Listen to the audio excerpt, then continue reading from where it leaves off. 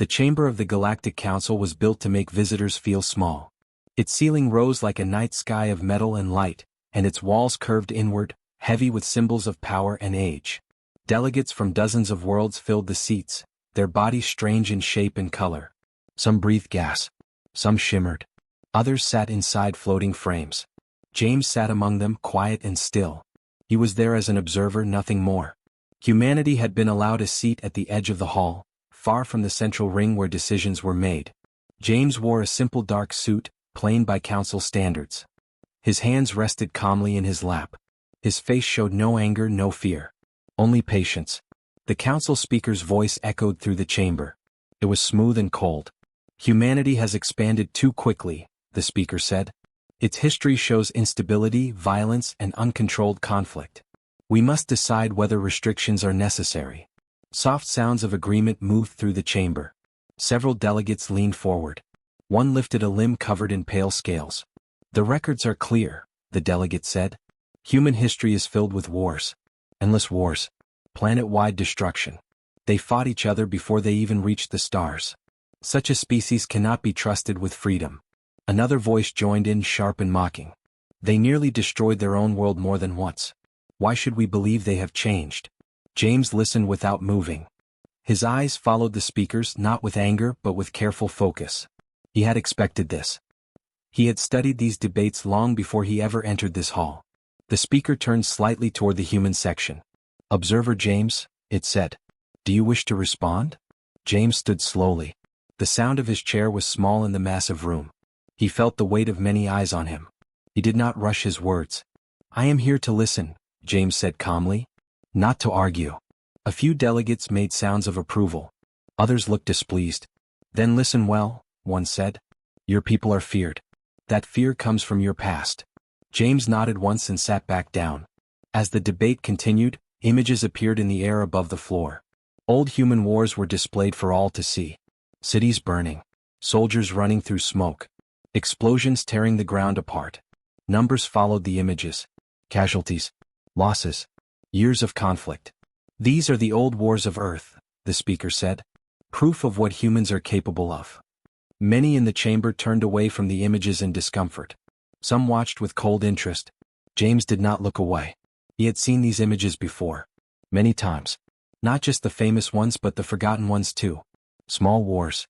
Short wars. Long wars. Wars caused by fear. Wars caused by pride. Wars caused by lies. The council saw chaos. James saw lessons. He remembered his early years on Earth, sitting in quiet rooms filled with books and screens. He remembered teachers who spoke not with pride but with warning. He remembered the words used again and again, never forget. Not as a threat but as a rule for survival. The aliens believed humans moved on by forgetting. That was their mistake. One delegate spoke again, its voice low. Such a past cannot be erased. It lives in their nature. James felt a small, slow breath leave his chest. He did not speak but his thoughts were clear. Humanity had never erased its past. It had placed it under glass, under lock, under study. Every battle had been pulled apart and examined. Every failure had been written down.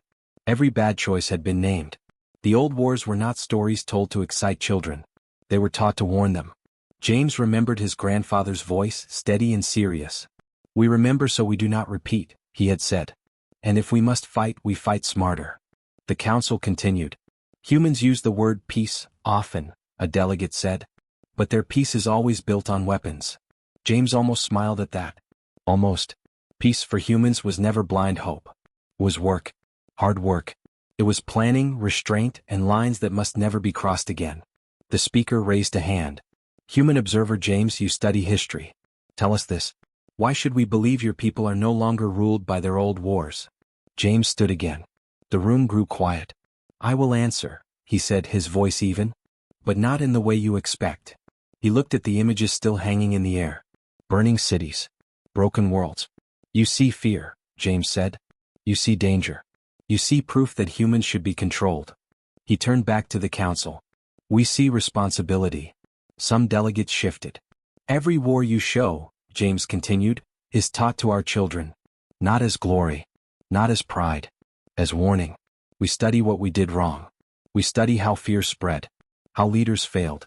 How people followed lies. The speaker watched him closely. You fear these wars, James said.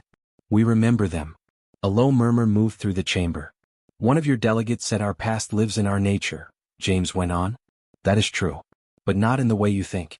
It lives as scars. And scars teach caution. Silence followed. James did not raise his voice. He did not threaten. He simply stated facts. When humanity reached the stars, he said, we carried our old wars with us. In our laws. In our rules of engagement. In our limits. We decided long ago what lines must never be crossed again. A delegate spoke sharply. And yet you still build fleets. Yes, James replied. Because memory also teaches that hoping alone does not stop aggression. The speaker leaned forward. Are you saying the council is wrong to fear your history? James shook his head slowly. No. Fear is natural. What matters is what you do with it. He paused. You fear our old wars because you think we forgot them and might repeat them without thought, he said. But the truth is simpler. We remember them every day.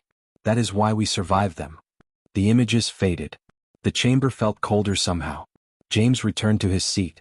His heart was steady. He had said what needed to be said. The council did not make a decision that day. They delayed.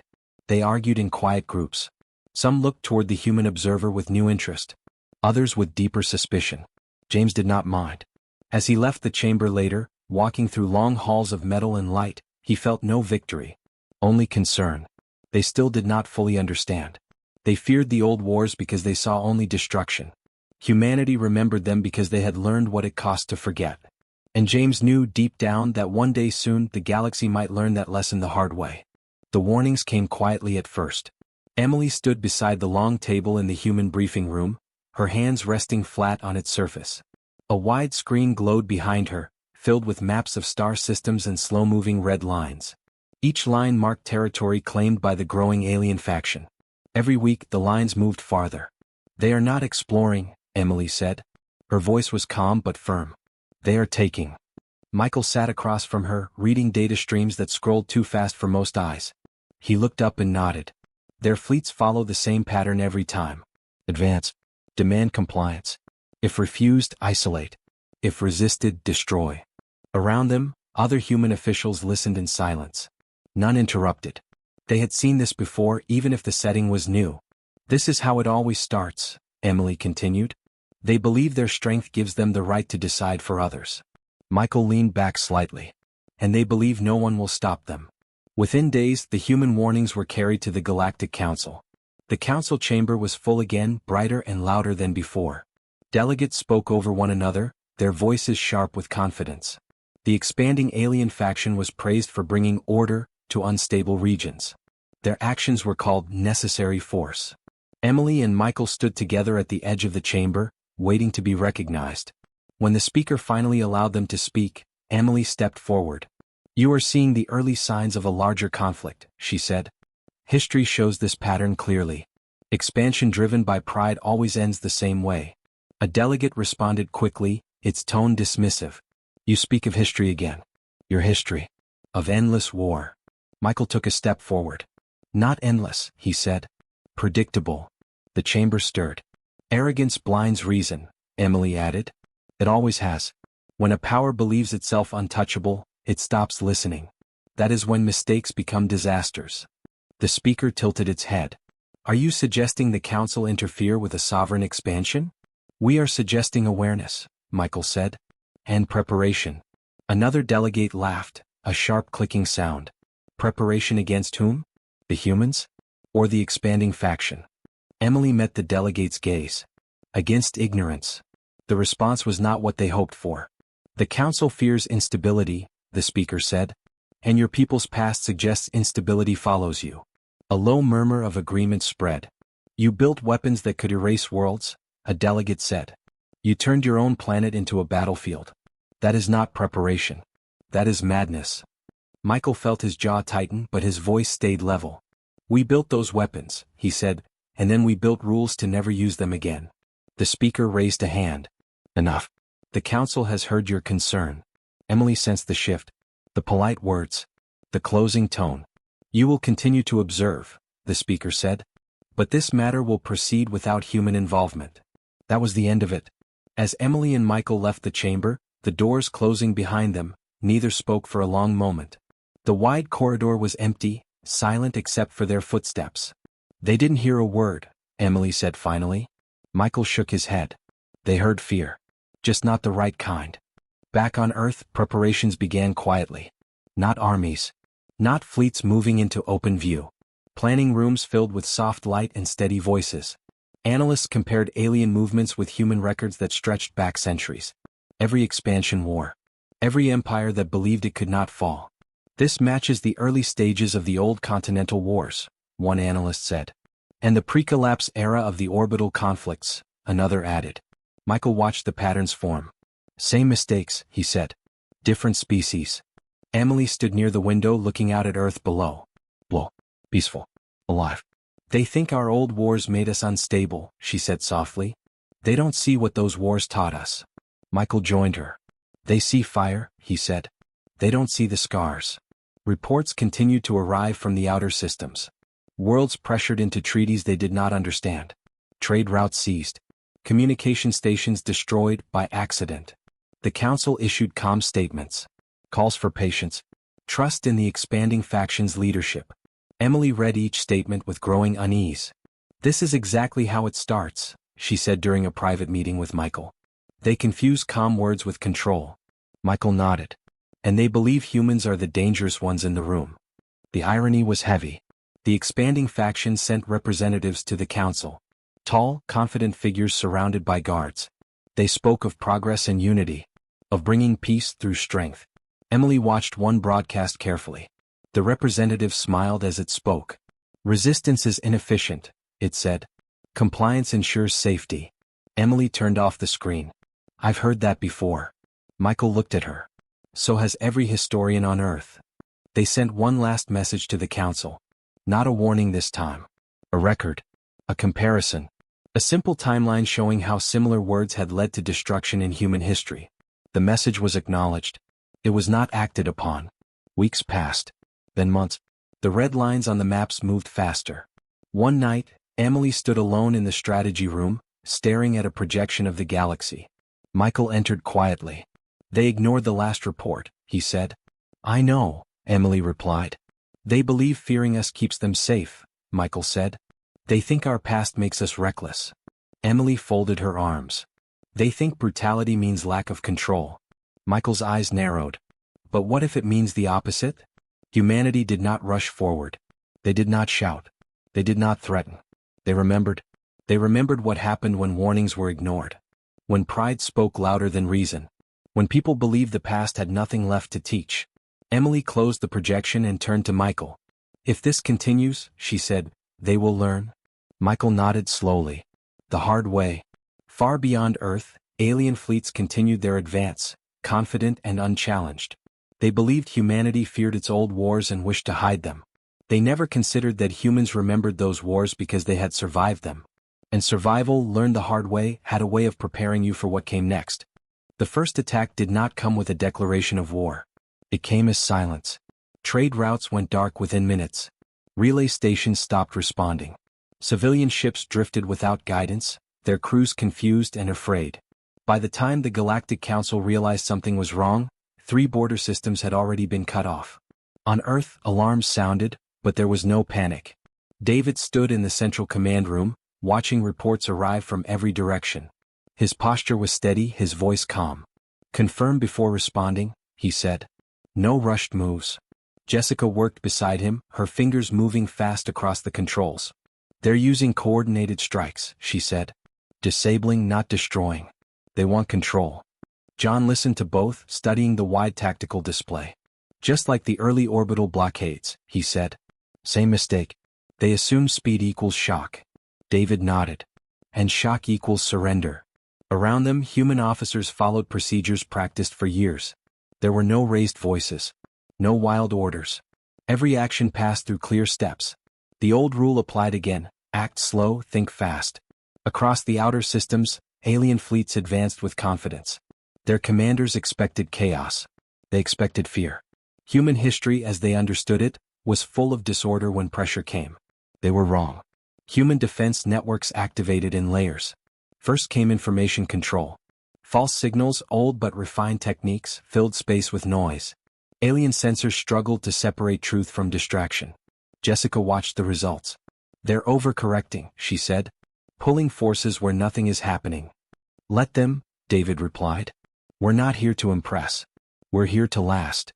Civilian ships were guided through hidden routes, planned long ago but never used. John coordinated with evacuation teams, his voice steady as he gave instructions. "No hero moves. Stick to the plan." That plan had been built from centuries of failure. Human war records were not sealed away in pride or shame. They were open, studied, rewritten. Every battle lost was a lesson. Every victory was questioned. The aliens pushed harder. Energy strikes hit defensive lines, testing strength. Humans responded with measured force. Not overwhelming. Not reckless. Just enough. Alien commanders grew confused. Their strategies relied on breaking morale quickly, on forcing mistakes through fear. But humans did not break. David watched a fleet engagement unfold. Human ships moved in small groups, separating and rejoining with ease. When one path was blocked, they adapted instantly, changing formation without orders needing to be repeated. "They're fighting like they expect losses," an alien officer said during a captured transmission. "But they don't panic when it happens." That was true. When a human ship was damaged, others moved in without hesitation. Rescue first. Defense second. Attack last. Jessica adjusted a defense grid. "We lost a relay," she said. John answered without pause. "Already rerouted." The aliens began to realize something was wrong. They had studied human violence but not human discipline. They expected rage. They found control. They expected chaos. They found unity. Human units shared data freely without competition or delay. Command was clear but flexible. If a leader fell, another stepped in without confusion. No time was lost arguing over rank. This too was a lesson learned the hard way. On one front, an alien strike group attempted to force a breakthrough. They concentrated power, confident that humans would respond in kind. David shook his head as he watched. "They're repeating the same move," he said. "They believe force solves resistance." He issued a short order. "Hold. Redirect." Human ships withdrew just enough to draw the enemy forward. Then defensive systems activated from angles the aliens had not considered. Not hidden technology. Just careful planning. The alien formation broke. Jessica leaned back slightly. "They didn't expect us to give ground." "No one who studies only victory expects patience," John said. The Galactic Council watched the war unfold in growing shock. This was not the human war they feared. There were no planets burned. No uncontrolled strikes. Human forces avoided civilian zones even when it cost them advantage. They used clear signals, open channels, and repeated offers to disengage. The expanding faction refused. Each refusal cost them more. Their commanders began to argue among themselves.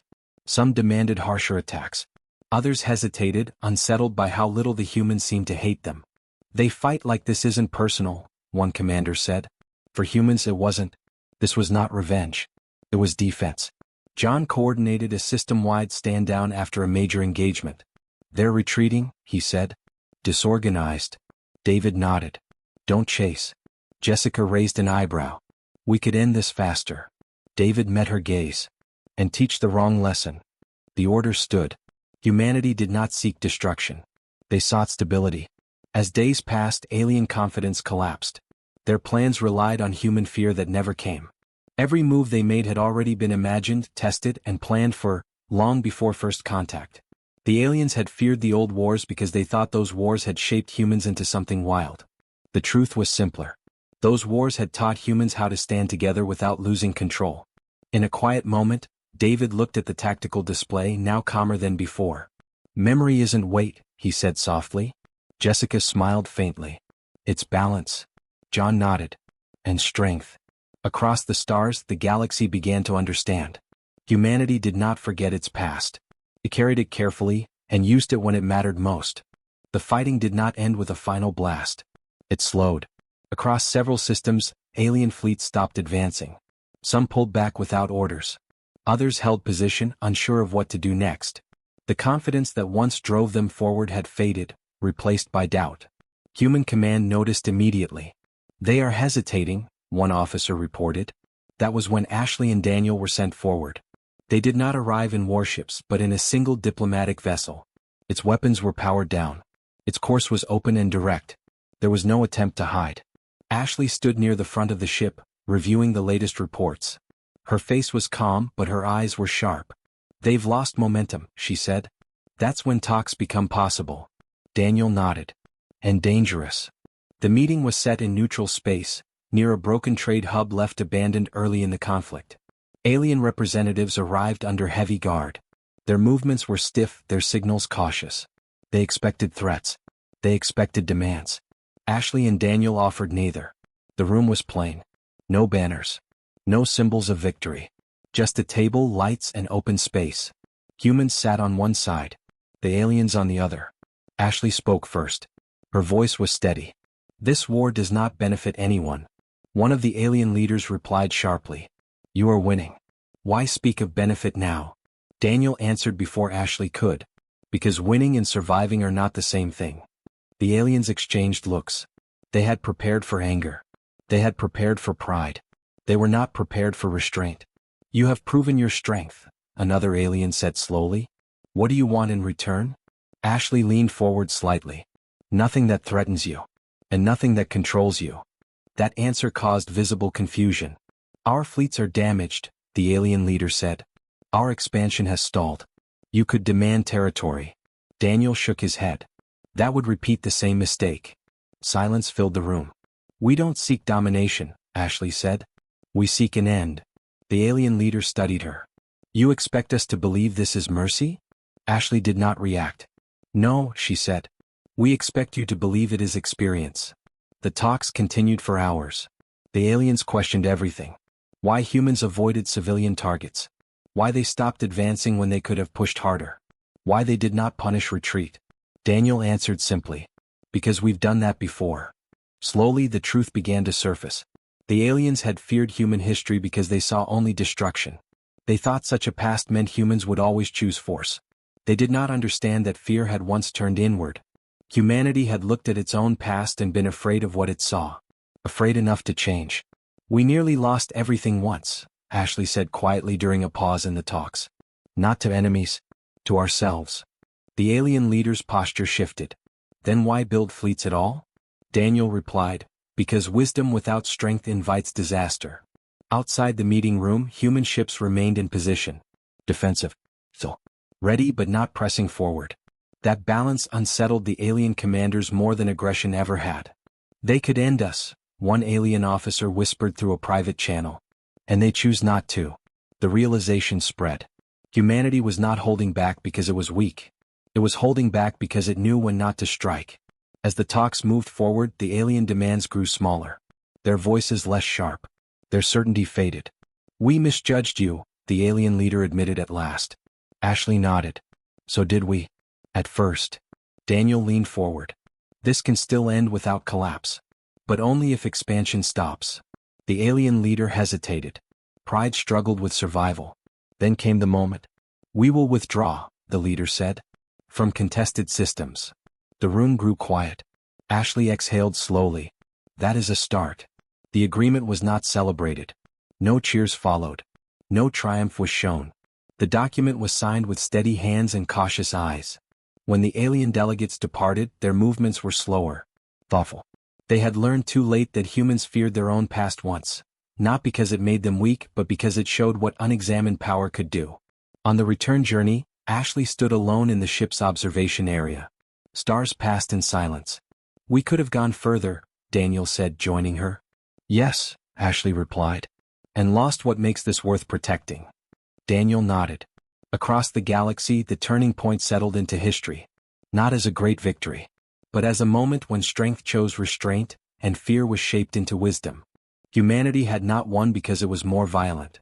It had endured because it remembered.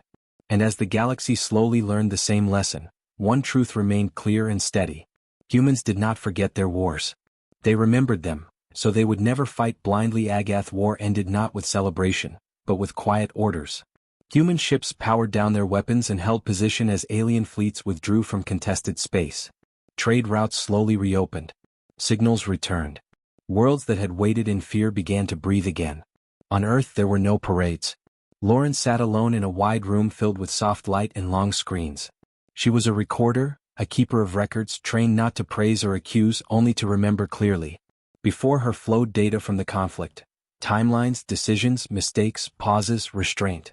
She did not label the file a victory. She labeled it a lesson. Lauren watched footage of early moments in the war. The silence before the first strikes. The calm response. The choices not to attack when it would have been easy. She added notes in simple language, clear and careful. Fear was expected, she recorded. Discipline was used instead.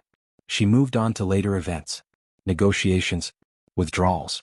Moments when human forces stopped advancing even when the path was open. Strength was measured, she wrote, not displayed.